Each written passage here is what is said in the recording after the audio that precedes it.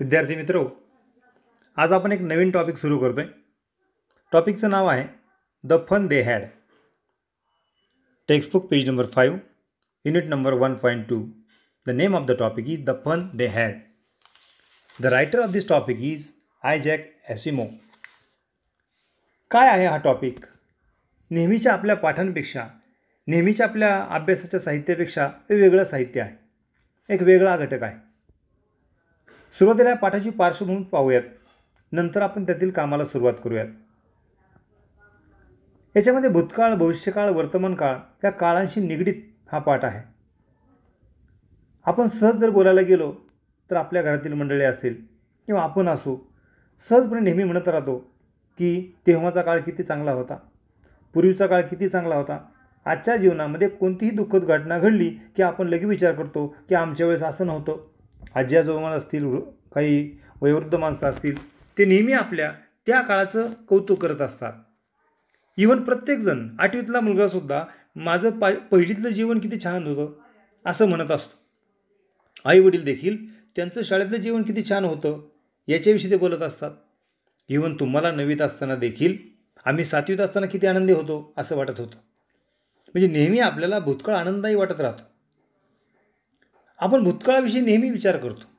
जो काळ निघून गेलाय, ज्याची आपल्याला कधी गरज नाही, याच्यामध्ये आपण जास्त रमतो. आणि वर्तमान काळामध्ये नेहमी आपण निराश असतो. नेहमी आपण निराश असतो. आजचा देखील विचार केला तर आजही आपण निराशच आहोत. काय लॉकडाऊन आहे, काय शाळाच बंद आहेत, काय अभ्यास मी घरी करतोय, अभ्यासाला वेळच मिळत नाही, माझ्याकडे मोबाईलच नाही, मला कामच करावं लागतात, माझ्या घरचे गरीबच आहेत, माझ्याकडे पुस्तकच नाही, माझ्याकडे गाईडच नाही, इतर मुलांसारख्या सुविधा मला नाहीत, मला भारीतली सायकलच नाही. अनेक कारणांनी आपण या ठिकाणी दुःखी असतो आणि आपल्या वर्तमान काळाविषयी तक्रारी करत असतो आणि भूतकाळात मात्र चांगलं म्हणत असतो. मग प्रश्न असा निर्माण होतो की जर आपण भूतकाळाला चांगलं म्हणत असू, जर आज आपण 9वीत असताना निराश आहोत आणि 7वीतल्या आपल्या जीवनाला चांगलं म्हणतोय, मग 7वीत असताना तुम्हाला स्वतःचं जीवन चांगलं वाटत होतं का? तर नाही. 7वीत असताना 5वीतलं जीवन चांगलं वाटायचं, पहिलीतलं जीवन चांगलं वाटायचं. म्हणजे नेहमी आपण वर्तमान काळाविषयी एक निराशेची भावना ठेवत असतो. आणि भविष्याविषयी काय? तर भविष्याविषयी आपण शक्यतो जास्त विचार करत नाही, थोडाफारच विचार करतो की जो आपण जास्त करायला पाहिजे. मग कल्पना अशी करा की भविष्यात नक्की आपण कसे असू. आपण तर नसू, आपल्या नंतरचे जग कसे असेल. आजपासून आपलं आयुष्य 50-100 वर्षाचं आहे, पण त्यानंतर 200 वर्षानंतर, 300 वर्षानंतर या जगात कसं असेल. आजची शाळा आहे, विद्यार्थी येतात, वही पुस्तकं आणतात, पेन घेतात, प्रार्थना होते, सगळे विद्यार्थी समोर येतात, शिक्षक समोर येतात, शाळा भरते, विद्यार्थी शिकतात, हसतात, खेळतात, मुलं एकत्र खेळतात. 100, 200, 1000, 5000 मुलांची शाळा एकत्र भरते. भविष्यात असं होईल का? तुम्ही म्हणाल का नाही होणार? तर नाही होणार. हे दिवस बदलत जाणार आहे. पूर्वीच्या काळी कुठे असे दिवस होते? शेकडो वर्षापूर्वी जर विचार केला तर एवढ्या मोठ्या शाळा पण नव्हत्या. जंगलात कुठेतरी एखादा गुरु असायचा, त्याच्या घरी विद्यार्थी जायचे शिष्य म्हणून आणि पूर्ण शिक्षण होईपर्यंत गुरुग्रही राहायचे. आणि पूर्ण शिक्षण पूर्ण झाल्यानंतर आपल्या घरी यायचे. तुम्ही म्हणाल किती छान होतं, प्राण्यांच्या पक्ष्यांच्या सहवासात राहायचं, शिक्षण घ्यायचं, शिक्षण घेईपर्यंत डोक्याला ताणच नाही. पण आज ते वाटतंय. पण भविष्यकाळात मात्र यापेक्षा अफाट बदल झालेला असणार आहे. मग आत्ताच्या विज्ञान युगात जगणाऱ्या मुलांनी कल्पना करायची आहे की भविष्यातलं जग किती बदललेलं असेल. 100 वर्षापूर्वी जर म्हटलं की माणसं हवेतून जातील तर त्या माणसाला बाकीचे लोक वेडा म्हणायचे. पण आज खरोखर लोक हवेतून जात आहेत, हवेतून फिरतायत, विमान फिरतंय, हेलिकॉप्टर फिरतंय, पाण्याच्या तळातून प्रवास होतोय, सगळ्या गोष्टी शक्य झाल्यात. पूर्वीच्या काळी पुस्तकं तर नव्हती, आज पुस्तकं आहेत. पूर्वीच्या काळी गणिताचं साहित्य नव्हतं, आज गणिताचं साहित्य आहे. पूर्वीच्या काळी खडूफळा नव्हतं, मोबाईल नव्हता, व्हॉट्सअप नव्हतं, तरी देखील त्यावेळी शिक्षण वेगळं चालू होतं. मग आज आमच्याकडे खडूफळा आहे, पुस्तकं आहेत, वह्या आहेत, मोबाईल आहे, व्हॉट्सअप आहे, यूट्यूबचे व्हिडिओ आहेत. पण भविष्यकाळातलं शिकण्याची पद्धत नक्की कशी असेल? आजपासून 50 वर्षानंतर, 100 वर्षानंतर, 200 वर्षानंतरचं शिक्षण कसं असेल, याविषयी आम्हाला कल्पना करावीच लागणार आहे.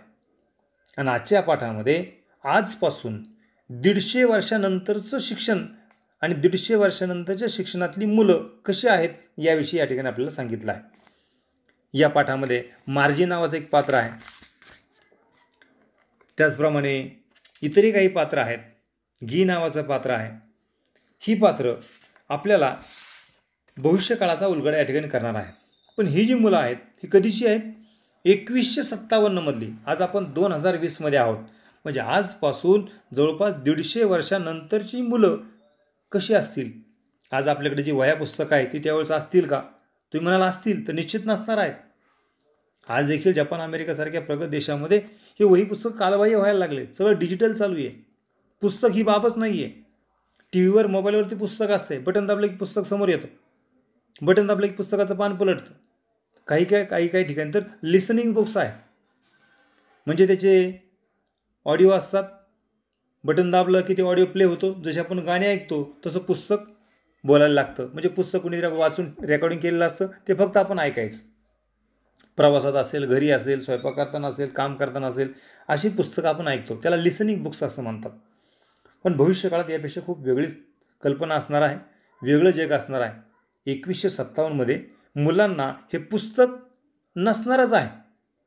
उलट जर 2157 एखाद्या मुलाला आपण पुस्तक हे दाखवलं तर त्याला हसू येणार आहे की पुस्तक वाचून शिकायचं, असं पान पलटायचं आणि पुस्तक वाचून झाल्यावर काय करायचं?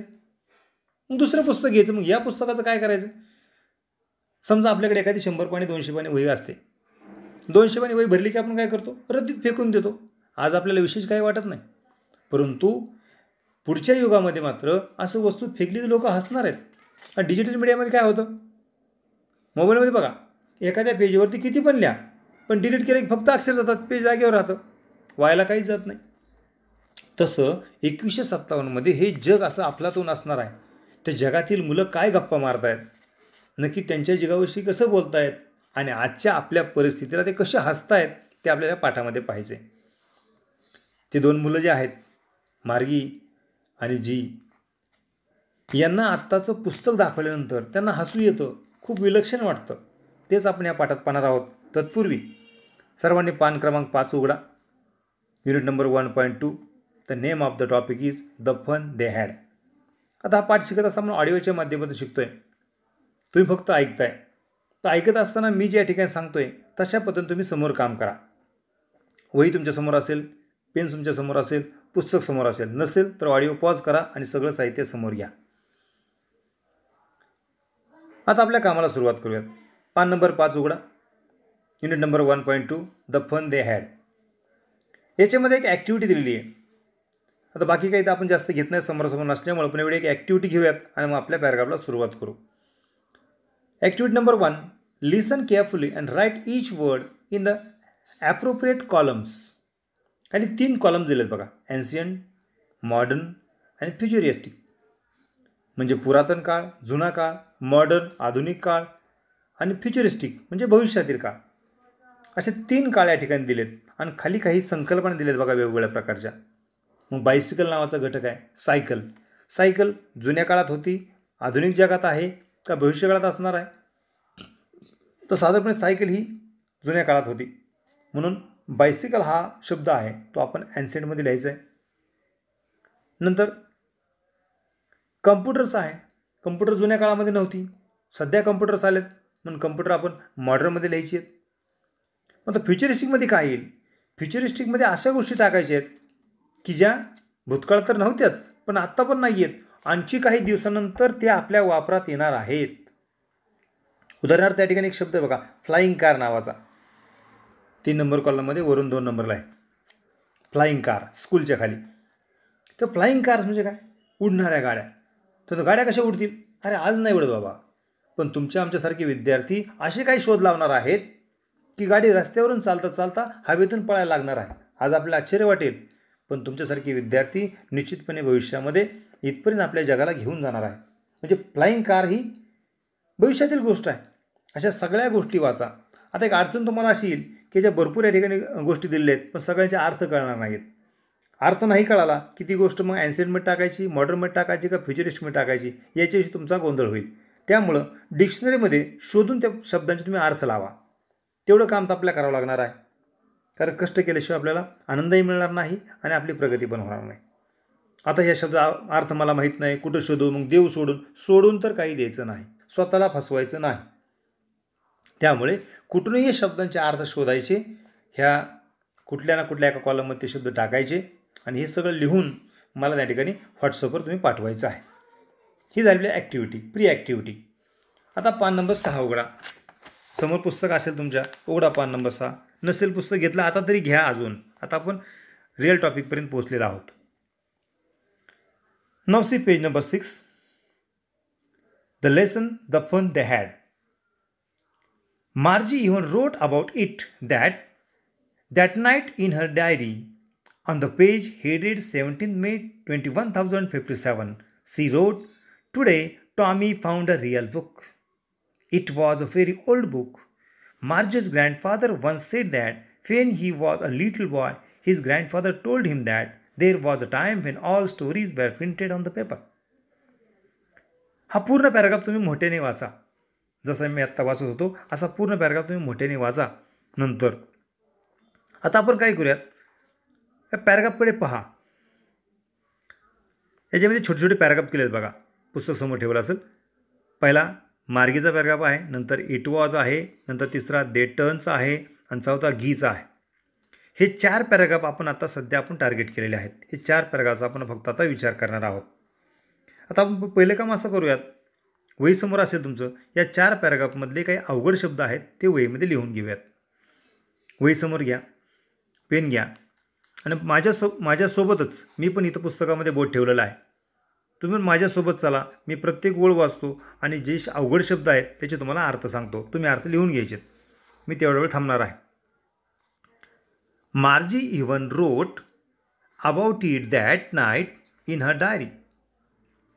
आता डायरी हा शब्द आहे बघा. डायरी आपल्याला माहिती आहे सगळ्यांना, तर अर्थ लिहायची आवश्यकता नाही जास्त. पण डायरी शब्दाचं स्पेलिंग बघा कसं आहे. जेव्हा आपण डायरी शब्द लिहायला घेतो तेव्हा डी नंतर लगेच ए लिहायचा प्रयत्न करतो, किंवा ह्याला डेअरी पण म्हणू नका. डायरीचं स्पेलिंग बघून घ्या, DIARY. डायरी म्हणजे छोटी वही. ठीक आहे. चला पुढे. On the page headed. आता हेडचा अर्थ आम्हाला माहिती आहे, हेड म्हणजे डोकं. पण हेडेड म्हणजे काय, तर हेड म्हणजे डोकं म्हणजेच काय, वरचा भाग. तसं या ठिकाणी हेड म्हणजे शीर्षक. शीर्ष म्हणजे सुद्धा डोकं. पण आपण पुस्तकात वगैरे एखादा टॉपिकचं नाव लिहिताना ज्याला आपण शीर्षक असं म्हणतो, म्हणजे वरती लिहायचा भाग असतं नाव आहे. थोडक्यात धड्याचं जे नाव आहे ते पण शीर्षक असतं. तसं हेडेड म्हणजे शीर्षक. मथळा लिहा, हेडेड शीर्षक. 17 May 21057, she wrote, today Tommy found a real book. तर रिअल बुक म्हणजे काय, रिअल म्हणजे खरं, हे आम्हाला माहिती. पण खरं पुस्तक म्हणजे काय, कारण आज आम्ही जे हातात घेऊन बघतोय ते रिअल बुक आहे.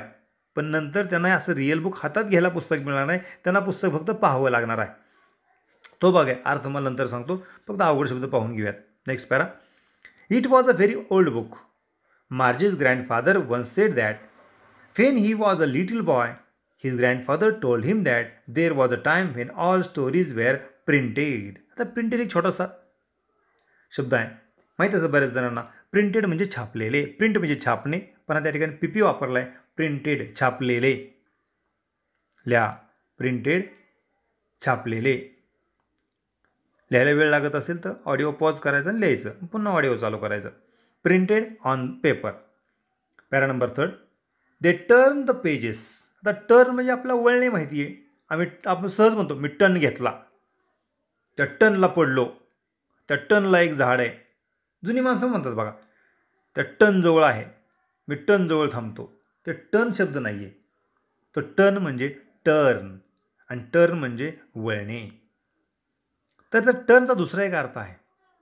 तर टर्नचा दुसरा आहे पलटणे.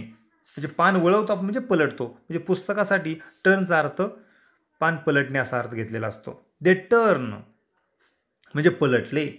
The pages which were yellow. Which म्हणजे काय, कोणते या ठिकाणी नाही आहे, कारण विचचा अर्थ या ठिकाणी जे असा आहे, कारण विचचा वापर या ठिकाणी प्रश्नार्थक शब्द म्हणून केलेला नाही. जेव्हा विच आपण प्रश्नार्थक शब्द म्हणून वापरतो तेव्हा त्याचा अर्थ कोणते असा येतो, पण या ठिकाणी ते सर्वनाम म्हणून वापरले, त्यामुळं विचचा अर्थ या ठिकाणी जे असा होईल. विच वेअर की जे होते, येलो अँड क्रिंकली. आता क्रिंकली म्हणजे काय, तर चुरगळलेले. लिहा, हा नवीन नवीन शब्द असेल तुमच्यासाठी. क्रिंकली, चुरगळलेले. And it was awfully funny. आता ॲवफुली शब्द अवघड आहे, पण अर्थ खूप सोपा आहे. ॲवफुली म्हणजे व्हेरी म्हणजे खूप. ॲवफुली फनी म्हणजे खूप फनी. आता फनी म्हणजे काय, फन म्हणजे मजा, फनी म्हणजे मजेदार, गमतीदार. To read words that stood still instead of. आता इन्स्टेड ऑफ हा शब्द तसा जुनाच आहे, पण तुमचा सराव नसेल. इन्स्टेड ऑफचा अर्थ आहे, ही फ्रेज आहे छोटीशी. लिहा, इन्स्टेड ऑफ, दोन्ही शब्द जोडून लिहा. इन्स्टेड ऑफ म्हणजे च्या ऐवजी, म्हणजे हे करण्याच्या ऐवजी. म्हणजे एखादा शाळेत जाण्याच्या ऐवजी दौंडला गेला, कसं म्हणणार, instead of going to school he went to Daund, असा अर्थ. इन्स्टेड ऑफ म्हणजे च्या ऐवजी. Instead of moving the way they were supposed to.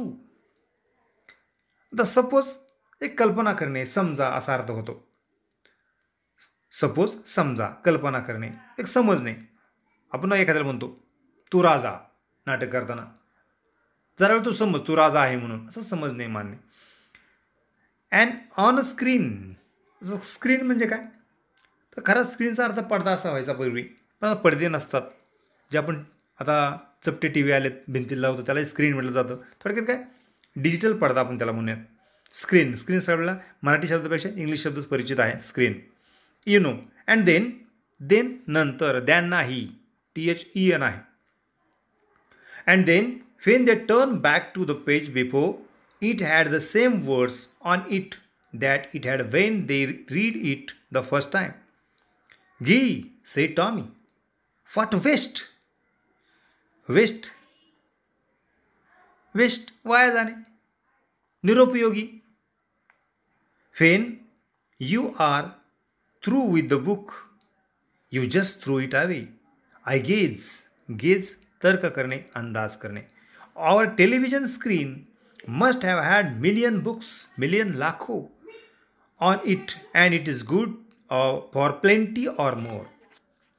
Plenty, भरपूर. I would not throw it away. हे आता आपण काय केलं, काही अवघड शब्द पाहिले की जेणेकरून तुम्हाला घरी समजून घेताना अडचण येऊ नये म्हणून. आता आपण पहिल्या ओळीपासून अर्थ पाहूयात. आता या ठिकाणी प्रसंग काय बघा. Margie even wrote about it that night in her diary. On the pages headed 17 May 21,057 she wrote, today Tommy found a real book. आता दोन वेळी तुम्हाला लवकर अर्थ लागणार नाही, मी सांगतो, लक्षात घ्या. आता 2157 मधला प्रसंग आहे आणि त्यावेळेस एक टॉमी नावाचा मुलगा आहे, त्याला पुस्तक सापडलं. बघा, दोन वेळेचा डायरेक्ट अर्थ लावायला जाऊ नका तुम्ही, मी सांगतो ते ऐका. 17 May 1957 रोजी टॉमीला एक पुस्तक सापडलं. म्हणजे त्यावेळेस पुस्तकं नसतील, अजिबात पुस्तकं नसणारे शिकताना, ते डिजिटल सगळं माध्यमाच्या माध्यमातून ते शिकत असतील.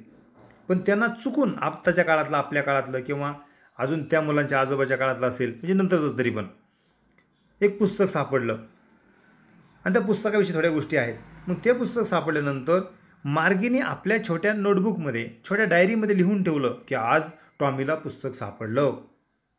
ती नोंदी करायची सवय असते. ती पण डिजिटल डायरी असेल, ती काय आपल्यासारखी कागदाची डायरी नाही, तर ती पण डिजिटल डायरी, मोबाईलसारखी डायरी असेल तर लिहायचं आणि पलटायचं लगेच, म्हणजे स्क्रीन स्लाईड करायची. असा प्रसंग आहे. मार्जी even wrote about it that night in her diary, की मार्जीने त्या दिवशी संध्याकाळी आपल्या डिजिटल डायरीमध्ये, म्हणजे मोबाईलमध्ये असेल किंवा वेगळं काय माध्यम असेल त्याच्यामध्ये लिहून ठेवलं की आज टॉमीला पुस्तक सापडलं. ऑन द पेज, त्या एका डायरीतल्या पेजवर काय लिहिलं, ते लिहिताना वरती शीर्षक दिलं, हेडेड, मग सांगितल्याप्रमाणे 17 May 21,057, 17 मे 2157 ही तारीख लिहिली वरती. आणि त्याच्याखाली लिहिलं काय, घटना काय लिहिली त्या दिवसाची, today Tommy found a real book, आज टॉमीला खरे पुस्तक सापडले. आता आपल्या आता खरं पुस्तक आहे जे तुम्ही बघता येते, पण त्यावेळेस फक्त पाहणारं पुस्तक असणार आहे डिजिटलच्या माध्यमातून. बॅटरी संपली पुस्तक दिसणार नाही. तसं टॉमीला त्यावेळेस खरं पुस्तक सापडलं हे मार्जीने तिच्या वहीमध्ये लिहिलं. आतापर्यंत थोडासा गोंधळ झाला असेल तुमचा, पण आता इथून पुढे गोंधळ होणार नाही. आता पुढच्या पॅराग्राफला येऊयात. आता पण आपल्या डोळ्यासमोर 2 पात्र आहेत, मार्जी आणि टॉमी. आता दोघांचं संभाषण ऐका आणि समजून घ्या. आता आपला खरंच तुम्हाला मी हा पॅराग्राफ संपल्यानंतर काही प्रश्न तुम्हाला देणार आहे. ते प्रश्न ह्या 4 पॅराग्राफवरतीच असणार आहे. पहिल्या पॅराग्राफचा अर्थ एवढंच लक्षात ठेवा की टॉमीला पुस्तक सापडलं आणि मार्जीने आपल्या डायरीमध्ये लिहून ठेवलं की टॉमीला पुस्तक सापडलं. बस एवढंच अर्थ घ्या. आता पुढं पाहूयात.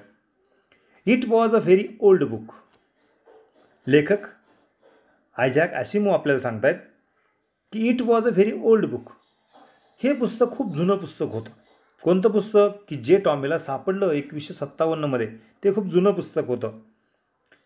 मार्जीज ग्रँडफादर वन्स सेड. मार्जीचे आजोबा एकदा म्हणाले होते. मार्जीज ग्रँडफादर वन्स सेड, वन्स म्हणजे एकदा, म्हणाले होते. दॅटचा अर्थ या ठिकाणी की. मार्जीचे आजोबा एकदा म्हणाले होते की when he was a little boy. बघा, मार्जीचे आजोबा म्हणाले होते की जेव्हा ते लहान होते तेव्हा हिज ग्रँडफादर टोल्ड हिम. तेव्हा त्यांच्या आजोबांनी म्हणजे आजोबाच्या आजोबांनी त्यांना सांगितलं होतं की देर वॉज अ टाईम, की एक अशी वेळ होती, व्हेन म्हणजे जेव्हा ऑल स्टोरीज वेअर प्रिंटेड, की सगळ्या गोष्टी छापलेल्या असायच्या ऑन पेपर, कागदावर, की ज्याप्रमाणे आत्ताचा आपला काळ आहे. सगळं बघा छापलेलं बघा तुमच्यासमोरचं पुस्तक पण. तसं मार्जीच्या आजोबाचे आजोबा म्हणाले होते की एकेकाळी सगळ्या गोष्टी, सगळे माहिती पानावर छापलेली असायची. पुढची गोष्ट, दे टर्न द पेजेस.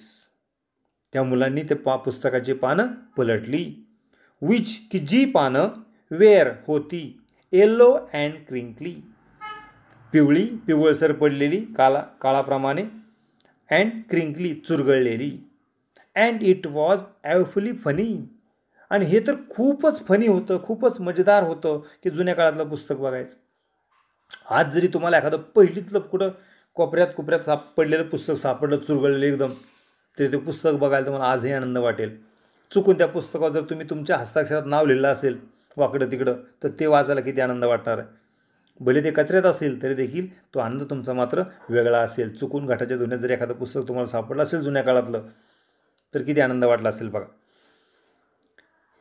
तसं ते पुस्तक त्या मुलांना खूप मजेदार वाटतंय. It was awfully funny. काय मजेदार वाटतंय? To read words. त्या पुस्तकातले शब्द वाचणं त्या मुलांना खूप आनंदही वाटायला लागलं. That stood still instead of moving the way. Instead ऑफच्या ऐवजी, ही पुस्तक वाचण्याच्या ऐवजी त्यांना हे पुस्तक पाहणं, हे पुस्तक अनुभवूनच खूप त्यांना मजेदार वाटू लागलं. त्यांना रोजची सवय काय होती की जेणेकरून फक्त मोबाईलवरती किंवा टी व्हीवरती किंवा वेगळं कुठलं माध्यम असेल त्याच्यावरती पानं स्लाईड करायचे, आपल्या हाताच्या रिमोटच्या माध्यमातून ती पानं पुढं सरकवायची आणि ते पुस्तक वाचायचं, ते काय माहिती असेल ती वाचायची, अशी त्यांना सवय होती. पण आज हातानं पानं पलटायची हे पाहून त्यांना खूप गंमत वाटू लागली. आणि त्यामुळं ते म्हणतात instead of moving the way they were supposed to. च्या ऐवजी मुव्हिंग म्हणजे हलवणे, पानं हातानं हलवण्याच्या ऐवजी आम्हाला डायरेक्ट समोर पाहायची सवय होती आणि हाताने पाहायची, हातानं पानं पलटायची, हे खूप आम्हाला विलक्षण वेगळं वाटू लागलं. On a screen you know. आम्हाला फक्त स्क्रीनवरच पुस्तक वाचायची सवय होती. And then when they turn back to the big page before. आणि सगळ्यात महत्त्वाची गोष्ट म्हणजे आपलं बघा, आता तुम्ही एक गंमत बघा, तुम्ही आता पान नंबर 6वरती आहेत. चला पान नंबर 5 उघडा. उघडलं, काय त्याच्यावरती? The fun they had. पान नंबर 3 उघडा, काय लिहिलं आहे? Walk a little slower. 10 वर्षांनी जरी हे पान उघडलं तरी ते शब्द आपल्याला बघायला मिळणार आहेत. पण डिजिटल मीडियामध्ये तसं नसतं. पान वाचायचं, डिलीट केलं, संपला विषय, मागच्या पानावर परत नवीन विषय, पान तेच, माहिती दरवेळेस बदलणार. पण आपल्याकडे तसं नाही आहे. आपल्याकडं प्रत्येक पानावर जी माहिती आहे ती माहिती कायम तशीच आपल्याला पाहायला मिळते. म्हणून ते म्हणतात हे खूप मजेदार आहे. And then when they turn back to the page before it had the same word. मागच्या पानावर गेल्यावर पुन्हा तेच शब्द की जे आपण आधी वाचलेत. आता 6 नंबर पान आपण आत्ता वाचलं आणि परत 2 तासानं वाचायला आलो तर तेच शब्द असणार आहेत कितीही पानं पलटली तरी या पानावरचा मजकूर मात्र बदलणारा नाही. तसं डिजिटल मीडियामध्ये पानावरचा मजकूर सारखा बदलत राहतो आणि त्यामुळे त्यांना गंमत वाटली की यातला मजकूर बदलतच नाही आहे. And then when they turn back to the page before it had the same words on it, की त्याच्यावर पहिले शब्द आहेत that it had when they read it at the first time. सुरुवातीला जेव्हा आम्ही 6 नंबर पानावर वाचलं की ते शब्द लिहिले होते द फन दे हॅड, आणि पुस्तक सगळं संपल्यानंतर पुस्तक शिकून झाल्यानंतर पुन्हा आम्ही 6 नंबर पान उघडलं आणि पाहिलं तर काय आहेत द फन दे हॅड. तसं आपल्या रिअल बुकमध्ये 5 नंबरवरचे शब्द बदलत नाहीत, परंतु डिजिटल मीडियामध्ये प्रत्येक पानावरचे शब्द प्रत्येक सेकंदाला नवनवीन आपण लिहित असतो आणि पुसून टाकत असतो. पॅरा नंबर 4, घी से टॉमी. म्हणजे या ठिकाणी टॉमी उद्गारतोय की रिअल बुकमध्ये एका पानावर एकदाच लिहायचं, परत ते पानावर काही लिहिता येत नाही, खोडता पण येत नाही. हे ऐकल्यानंतर टॉमीला आश्चर्य वाटलं आणि तो म्हणतोय घी म्हणजेच काय, जवळपास शी म्हणजेच अरे रे हे काय, व्हॉट अ वेस्ट, काय ही नासाडी. वेस्ट म्हणजे वाया जाणे म्हणजे नाश करणे. काय ही नासाडी कागदांची की एका कागदावर एकदा लिहिले की परत तो कागद कामातूनच गेला. आपल्या वहीचा कागद बघा ना, आत्ता पण 2-4 शब्द लिहिले तरी तो शब्द कायमचा कामातून जातो. लहान मुलं तर बघा 2 शब्द लिहितात, 2 रेषा ओढतात की संपलं त्या कागदाचं काम, 2 मिनिटांमध्ये कागदाची रद्दी तयार होते. अशा प्रकारे तो टॉमी म्हणतोय अरे काही नासाडी होते त्या काळामध्ये, म्हणजे आत्ताच्या काळामध्ये. When you are through with the books. जेव्हा तुम्ही पुस्तकातून जाता, म्हणजे जेव्हा तुम्ही पुस्तक हाताळत असता, you just through it away. तुम्ही त्याच्यातून जेव्हा वाचन करून पुढे जात असता आणि वाचून झाल्यावर ते पुस्तक आम्ही बाजूला फेकून देतो. म्हणजे पुस्तक एकदा का वाचून झालं की त्या पुस्तकाचं काही काम उरत नाही. त्यातली माहिती आम्ही वाचली ना, बाजारातून एखादं गोष्टीचं पुस्तक आणलं, आम्ही ते वाचलं की नंतर ते फेकून दिलं जातं, म्हणजे बाजूला ठेवलं जातं, त्याचा आम्हाला पुन्हा उपयोग होत नाही. त्यामुळं पुढे वाक्य बघा, I guess our television screen must have had a million books on it. Tommy म्हणतो आमच्या टेलिव्हिजनमध्ये लाखो पुस्तकं असतील. And it is good for plenty more. किंवा याच्यापेक्षा जास्त देखील असणं चांगलं आहे. म्हणजे आमच्या एका टेलिव्हिजनमध्ये लाखो पुस्तकं मावतात. And I would not throw it away. आणि मी ती पुस्तकं फेकून पण देत नाही. पण तुमच्या ह्या काळात, म्हणजे आत्ताच्या आपल्या काळात काही वाईट परिस्थिती होती, किती नासाडी करत होता तुम्ही. एक शब्द लिहिला तरी एक पान फेकून देत होता, एकदा पुस्तक वाचलं की बाजूला टाकत होता. म्हणजे आत्ताचा काळ जरी आपण म्हणतोय आधुनिक, तरी भविष्यकाळच्या दृष्टिकोनातून जर विचार केला तर आजही आपण खूप मागास आहोत. आजही आपल्यामध्ये खूप सुधारणा होणं बाकी आहे. त्यामुळं भूतकाळात न रमता वर्तमान काळात सुधारणा करणं ही आपलं काळाची गरज आहे. आणि भविष्य काळामध्ये याच्यापेक्षा खूप अफलातून परिस्थिती निर्माण होणार आहे, त्याची जाणीव आज आणि आत्ताच आम्हाला होणं गरजेचं आहे. आणि अशा प्रकारचे विचार आपल्या मनामध्ये यावेत. ह्या किशोरवयीन मुलांच्या मनामध्ये अशा प्रकारची भविष्यकाळातली स्वप्न पडावीत. राक्षसाची, देवदेवतांची, भूताखेतांची किंवा अनेक वेगवेगळ्या प्रकारची स्वप्न आत्ताच बघत बसण्यापेक्षा भविष्यकाळामध्ये जे जग बदलणार आहे त्याची स्वप्न आमच्या मुलांना आत्ता पडायला लागली तर खऱ्या अर्थानं आम्हाला ह्या शिक्षणाचा उपयोग होणार आहे. 10वी जरी 12वी जरी शिकलं तरी फक्त शिकतो, फक्त पत्रावळ्या घेऊन घरी येतो असं व्हायला नको. ह्या शिक्षणातून आमचा दृष्टिकोन चेंज व्हावा. शाळेत शिकवलेल्या पुस्तकामध्ये जो टॉपिक होता तो टॉपिक फक्त परीक्षापुरता न वापरला जाता त्या पुस्तकामध्ये जे सांगितलं होतं त्यातून आमच्या विचारसरणीत बदल व्हावा. आता हा टॉपिक आज आपण घेतोय, पाठ खूप मोठा आहे. आपण 4च पॅराग्राफचा या ठिकाणी आजचा हा पॅराग्राफ घेतला आहे. 4च पॅराग्राफ त्याच्यामध्ये आहेत. परंतु हा पॅराग्राफ सोडवताना, हा पॅराग्राफ संपल्यानंतर तुम्हाला मी काही प्रश्न देणार आहेत, ते प्रश्न पण आपल्याला सोडवायचे आहेत. परंतु हे परीक्षार्थी म्हणून काम करता करता आपल्याला एक अभ्यास म्हणून, एक विद्यार्थी म्हणून हेही देखील आपल्याला समजून घेतलं पाहिजे की हा पाठ आपल्या अभ्यासासाठी का टाकलेला आहे. 1957 मधली काल्पनिक गोष्ट आम्ही का आज अभ्यासायची, त्याचं कारण असं आहे की खरोखरच आमच्या किशोरवयीन मुलांच्या मनामध्ये असे भविष्यातील विचार आज फिरायला पाहिजेत. आमच्या मनामध्ये असे विचार आजच घोंगावले पाहिजेत. आजच आम्ही अशा विचारांनी सैरभैर धावायला पाहिजेत. भविष्यकाळातील अशी स्वप्न पाहून आम्ही वेगानं सुसाट निघालं पाहिजे की नाही मला भविष्यकाळामध्ये हे करून दाखवायचे, नाही मला भविष्यकाळामध्ये ते करून दाखवायचे. अशा प्रकारे मुलं भविष्यकाळातील ध्येयाने वेडी व्हावीत अशा प्रकारची भावना ह्या पाठाच्या माध्यमातून आपल्या मनापर्यंत पोहोचवण्याचा आयझॅक ॲमिसो यांनी विचार केलेला आहे. आता हे पॅराग्राफ, चारही पॅराग्राफ तुम्ही सावकाशपणे पुन्हा वाचा, समजून घेण्याचा प्रयत्न करा. याचा मराठी अर्थ पुन्हा लक्षात येतोय का पहा. नाही आला तर त्याचे अर्थ आपण जे मराठी लिहिलेत ते समजून घेऊन त्याच्या माध्यमातून त्या वाक्याचा अर्थ लावा. हा व्हिडिओ जो आहे पुन्हा पुन्हा पहा, पुन्हा पुन्हा ऐका. पाहण्यासारखं काही नाही आहे, पण ऐका, मन लावून ऐका आणि चारही पॅराग्राफ समजून घेण्याचा प्रयत्न करा. याचा मराठी अर्थ कळेल, त्यातला अर्थबोध होईल, अशा प्रकारे काम करा. मी थोड्या वेळामध्ये तुम्हाला याच्यावर काही प्रश्न पाठवतो, ते प्रश्न तुम्ही सोडवा. जर ते प्रश्न तुम्ही व्यवस्थित सोडवू शकला तर तुम्हाला हा व्हिडिओ पाहून समजला, हा पॅराग्राफ समजला असा आपल्याला अर्थ त्यातून काढता येईल.